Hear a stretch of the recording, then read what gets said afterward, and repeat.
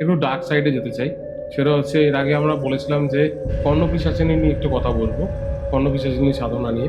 ওটার সঙ্গে তুমি আরেকটা জিনিস আমাকে বলেছিলে যে কর্ণ মাতঙ্গিনী।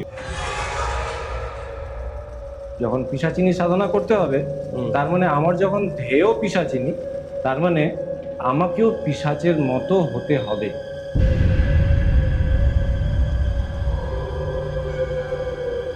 যেই খপ্পরে খাবে, এখানে খপ্পর ব্যবহার হয়, মানুষের মাথার খুলি, যেটা খপ্পর। আমাদের কাপালিক সম্প্রদায়ে কপালটাই হচ্ছে আসল জিনিস, আমরা কপালেই আমরা হুম। ধারণ করি।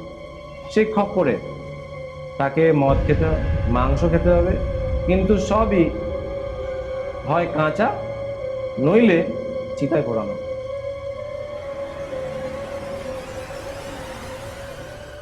41 দিনের সাধনা হয়, পুরো 41 দিন তাকে কিন্তু শ্মশানেই থাকতে হবে, সব রান্না ওই চিতাতেই রান্না করে খেতে হবে। এবং তার সাথে একটা গুজ্জাতি গুজ্জ একটা ব্যাপার হচ্ছে, একটা হাড্ডি দেওয়া হয়, যেটা হচ্ছে মাসান।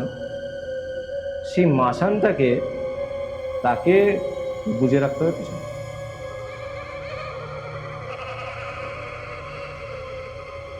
যখন পিশাচিনী আসা শুরু করবে, তখন পিশাচিনী বিভিন্ন জিনিস চাইবে। সে হয়তো বলতে পারে যে আমার একটা লাশ লাগবে, একটা বাচ্চা মেয়ের লাশ লাগবে, তোকে বাচ্চা মেয়ের লাশই এনে তোকে দিতে হবে, তো কিছু করার নেই। ও বলবে তোকে আনতেই হবে, কিছু করার নেই। এবং তোকে সে যেখান থেকে খুশি, এবং সেটা আসেও। হ্যাঁ, ও যেটা বলে দেবে সেটা সাধকে করতে হবে। এমনকি যদি বলে যে তার সাথে সহবাস করতে হবে, তাকে সহবাস পর্যন্ত করতে হবে।